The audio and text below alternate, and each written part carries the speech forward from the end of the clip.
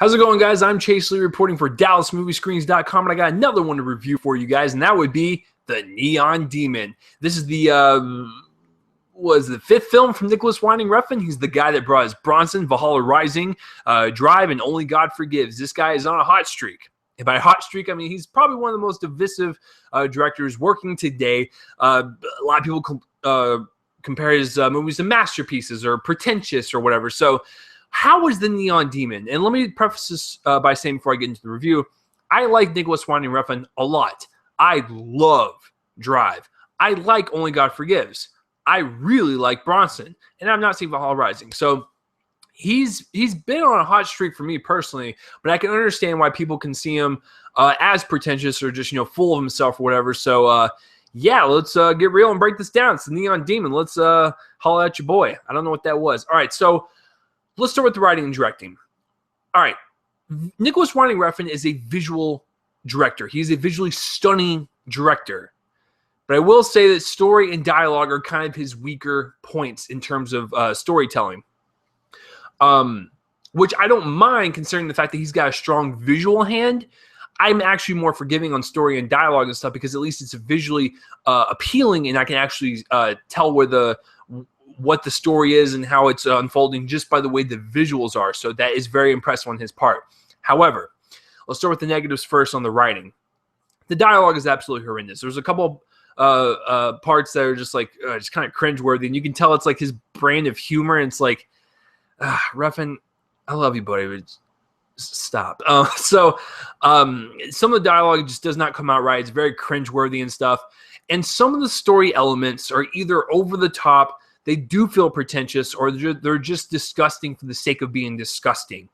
And I also felt like the last 10-minute, 15-minute tag or however long it was at the end of the movie was unnecessary. It could have stopped at the climax towards the end of the movie. I would have been totally fine with that.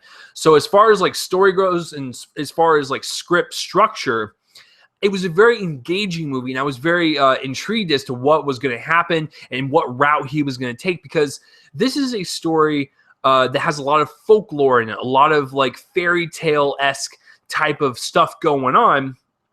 And it's set in the modern day setting where you have this model going to Hollywood trying to be a model, and she's working on her career and stuff. And there's a lot of elements in the story about beauty and what it takes to be that beautiful in that industry, and how cutthroat it can be, and also how other people can get jealous of others' beauty and stuff, and how artificial it just looks on people, and it just makes you feel disgusting to know that like some people are very obsessive with their looks like that. It's kind of scary. But so there's a lot of elements working with the script and with the story, which I really admired. This is Nicholas Winding Refn's horror film, so I do like the elements of that folklore, and I do like the elements of someone in the modeling industry and how cutthroat it can be with the looks and stuff, and how you can't be wider than a pencil in that industry. So there's a lot of stuff going on, but Refn does take a little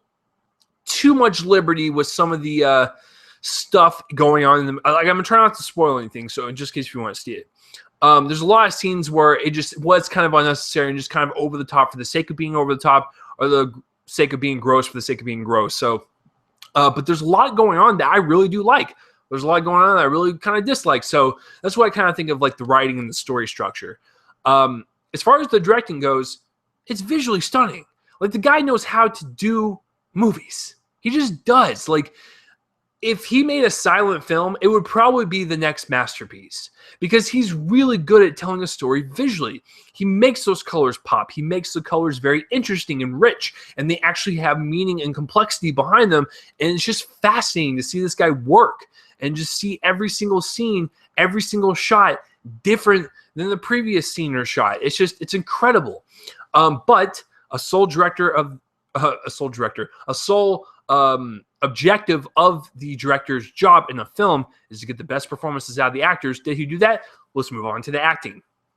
Elle Fanning is the star of this film. I thought she does a really great job with her character. She's very innocent and sweet at first, and she, gets very snooty and very uppity. I hate those people in the movie. She gets very full of herself, and then she dives down this deep, dark rabbit hole that takes a very weird turn, which I thought, once again, going back to the story and over the topness and the tone, it works in some parts. It doesn't work in other parts, but her performance is very, very strong. She is a commanding lead. Like, every time when she's on screen, I was really into it. That's why I was kind of really angry at the last 10 minutes or so, because, it's got less of Elle Fanning in it, and you're just like, boy, that just deflated like 1,000 times. So she's really strong. She carries the movie. The supporting cast is fine and good. Let's start with the good. Keanu Reeves is actually really good. He's a creepy motel manager and stuff. I really liked his creepiness and stuff, even though he wasn't even in it that much. Jenna Malone is really creepy and kind of disturbing in her own rights, and I thought her performance was really good, even though I didn't really agree with some of the routes that her character took. And then there was a couple of blondes in the movie. They were fine. Desmond Harrington was a photographer. He was kind of cool and creepy. And the whole time I was sitting there, I was like, where's that guy from? Desmond Harrington. Dexter. There you go. It's one of my favorite shows. So I was like, I cannot believe I didn't remember that. So,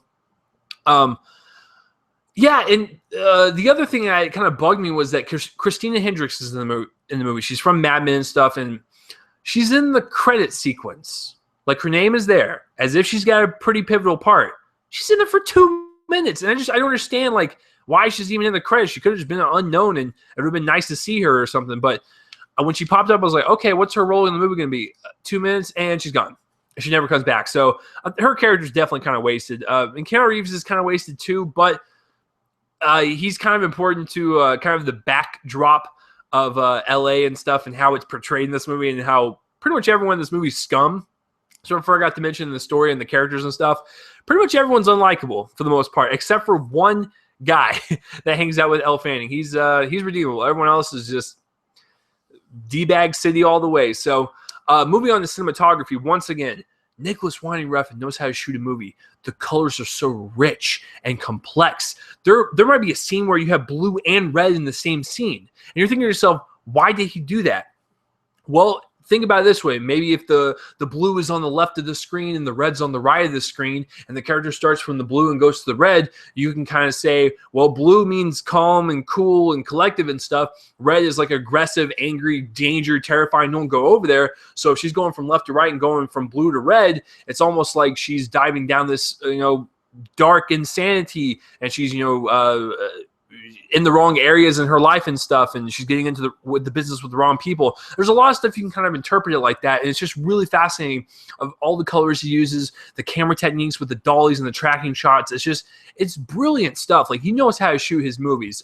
Regardless of what you think of Nicholas Winding Refn, whether he be pretentious or a master filmmaker, he's got a visual eye, and you can't take that away from him.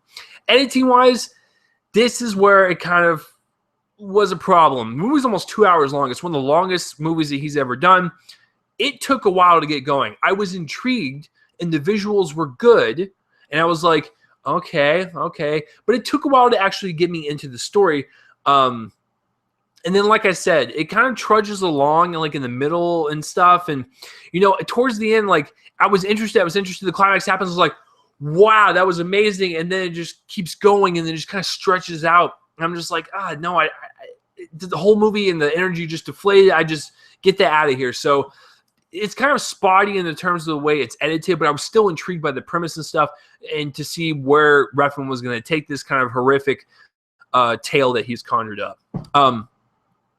Music. Cliff Martinez does a really great job at applying this kind of like EDM, almost creepy, like tonal music all throughout, and it kind of plays along with it and stuff, because it is about young people and whatnot, and they do go to a lot of parties, and a lot of they drink a lot and stuff. So having that like kind of EDM, like pulse pounding, like type of creepy music, it actually really works for this type of movie. So I really enjoyed the music quite a bit. And the last thing before I get to my score, Nicholas Winding Refn, I love you, buddy, but why in the hell do you have your initials below the title in the credit sequence. Like when you watch the movie, you know what I'm talking about. It says a Nicholas Winding Refn film, which I'm fine with, and then it goes the Neon Demon, cool, and then right below that it says NWR, like his initials. I'm like, why? Why do you have to love yourself that much? Like, we get it, it's your movie. Why do you need that there? It looked like a tractor logo. It looked like he was trying to tell us that John Deere is going out of business and he's going to take over the farming and tractor retail space. It looked odd and it looked weird, and I realized that Nicholas Winding Refn loves his movies that he creates.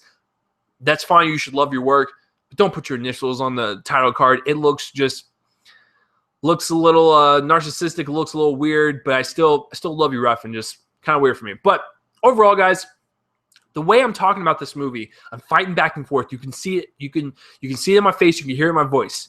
I like a lot of stuff about it. I like the fact that he tried this like folklore, fairy tale, mythology type of movie and turned it into his own type of film, took his own spin on it. I adore that. I appreciate that. The acting is really strong.